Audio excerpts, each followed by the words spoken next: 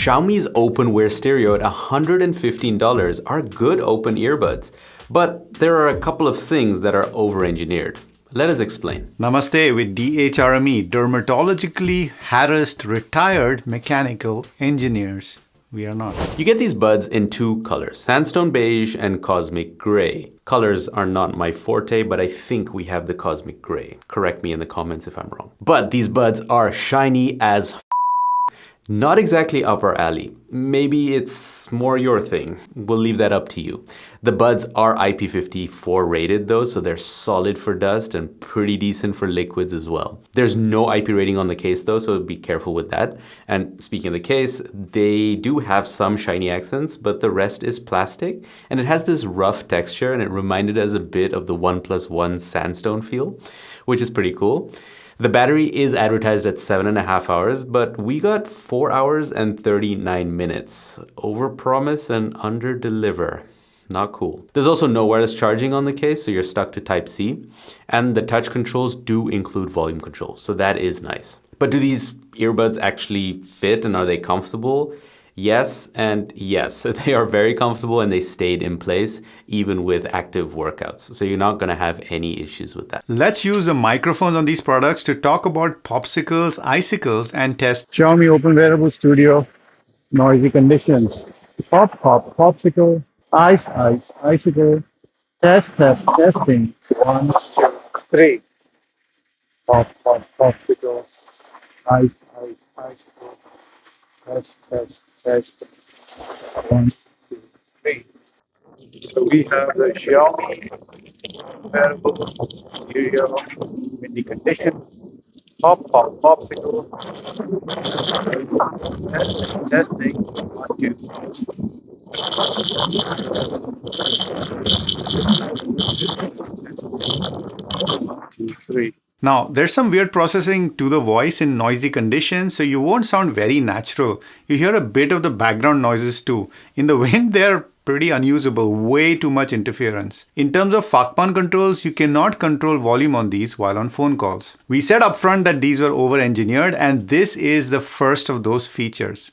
ANC. Yeah, you didn't expect ANC, did you? And neither did we. But we've seen this before. Please ignore it. It feels more like a marketing tactic than anything else.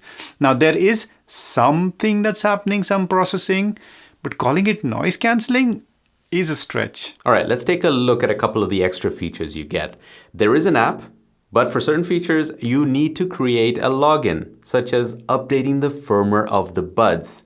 Like, what the hell? A very cheap move by Xiaomi. You do get multi-point support, so you can connect the buds to two phones at the same time, or two devices rather at the same time. There is no wear sensor, meaning that if you remove a bud from your ear while music is playing, it will not pause it automatically. But what is nice is that it has Google Fast Pair. And if you have a Xiaomi phone, there will be more features like ability to share audio, etc. Now, sound quality. Again, one of those things that is over-engineered. LHDC, which is a high-res codec, which for this form factor, when your ears are so far away from your speakers and it's not consistent, I mean, you could do better things with battery life. So you also get adaptive volume, pretty pleasant sound, I would say, but overall it's a bit lower on bass and maximum volume as well. And there was a bit of latency while browsing through YouTube, let alone games. So they sound fine, but kind of over-engineered and over-marketed as well in this case.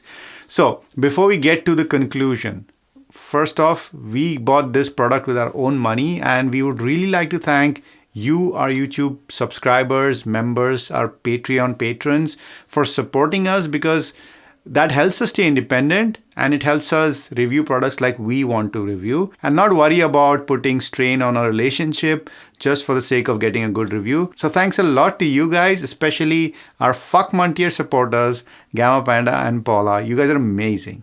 Now, on to the conclusion. We think these buds are great open ears if you need a pair that are comfortable and fit securely, have a crazy IP54 rating, as well as multi-point connectivity. But apart from that, at $115, these open ears don't exactly stake out. It's not that Xiaomi didn't try, albeit with some false marketing or over-engineering in our opinion. The ANC was no ANC, the LHDC codec is nice, but for open ears, you're not going to be doing very detailed listening anyway. The tested battery life was also a shocking 3 hours less than advertised. But we get it, the open earbuds market has some fierce competition from many brands. Brands such as Shox, who's the sponsor of this video. They've got their own collection of open ears. You can choose between the Open Fit and the Open Fit Air. Both options we enjoy using as our daily carry. And if you want to know why, then we'll link a video up here and in the description on the differences between the two models. You'll also find the links to all the products we talked about in this video there as well. You've been trying to wear these in the open, and we've been DHRME. Doei!